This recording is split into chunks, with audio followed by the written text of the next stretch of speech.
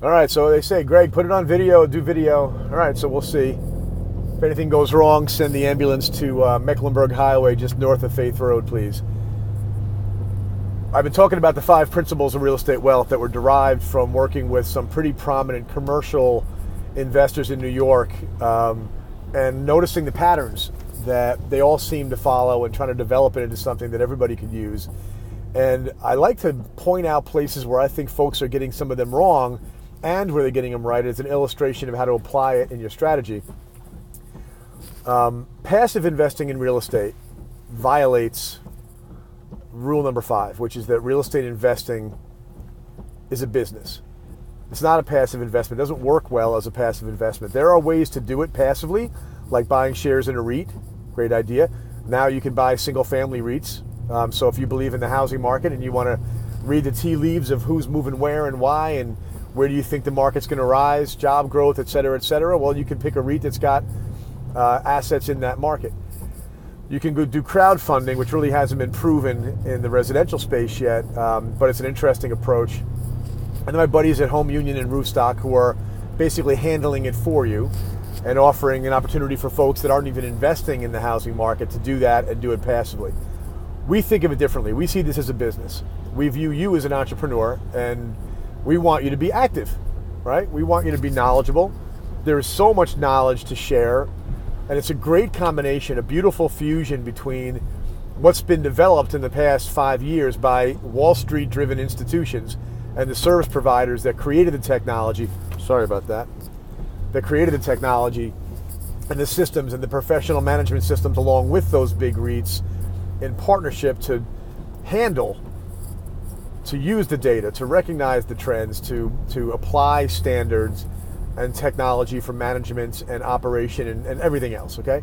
So all that knowledge that's been accelerated in the last 5 years combined with generations of knowledge from the rough-handed entrepreneurs out there who've been doing this since the Pilgrims landed, right? Real estate ownership is a business. If you treat it that way, you get better results, period. All right? It's not complicated. If you balance your checkbook, you tend to understand your money better and actually spend it more wisely and have more money and stuff, waste less, etc.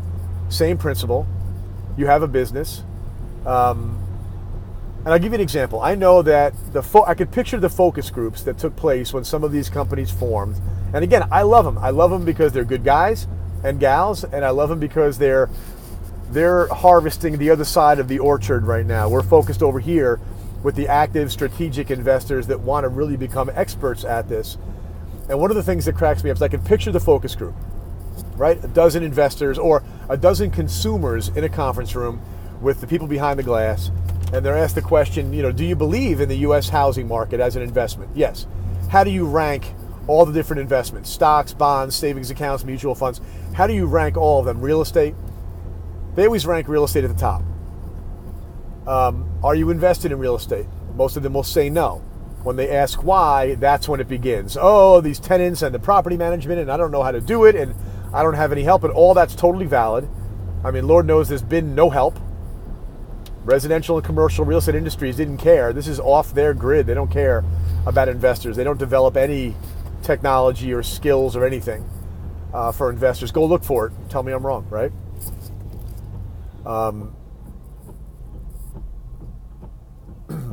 But my favorite is the toilet's going to get clogged and they're going to call me at 2 o'clock in the morning. Okay, point number 1, nobody ever calls anybody when they clog a toilet. They either fix it or they run and hope somebody else gets blamed for it. But I get the point. It's the grossest possible example. And I use the analogy that people I think understand pretty readily as of the restaurant. And imagine a restaurateur who hates people who won't cook for themselves.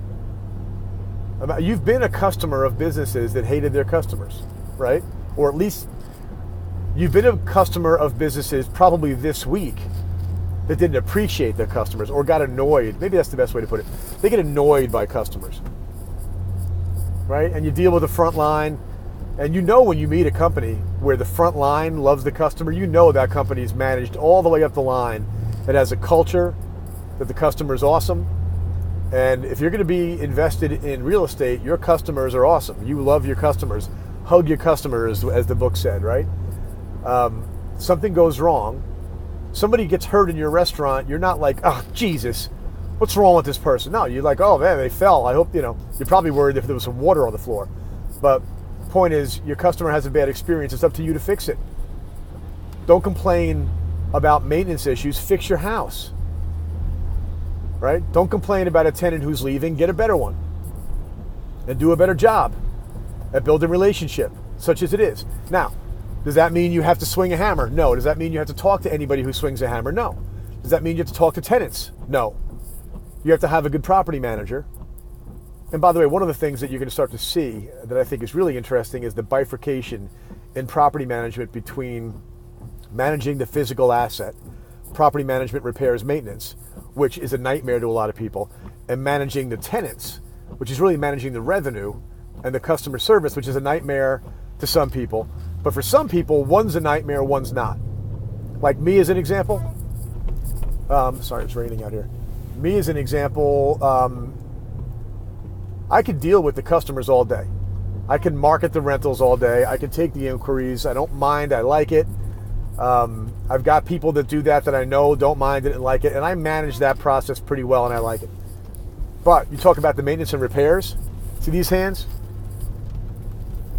I have 2 kids, but when they were born, my hands got chafed when I changed them. That's how soft these hands were, and that's how soft they are. You don't want me fixing anything. Okay? I can't do it. And I never wanted to learn, and now I'm turning 50 and I don't plan to learn. So, and I have huge respect for the guys and gals that can. And I'm a customer to them. So the point is that I can get a higher yield by bifurcating my property management. That's one of the things that you learn when you're an active investor, when you want to know the best ways to do it, when you want to develop your own ingenuity, when you want to do your own research. When you attend a planning board meeting in a town you're thinking of investing in, you will learn a lot about the attitude towards investors, towards business in that town, right? Original research. Become the expert in a place. Right, become an expert at different segments of investing, and therefore watch your profits grow and watch the hassles of owning a business melt away, or I should say watch the hassles of owning a real estate portfolio melt away, when instead of you looking at it as the bane of your existence, you look at it as running your business, which you love. All right? Thanks for watching.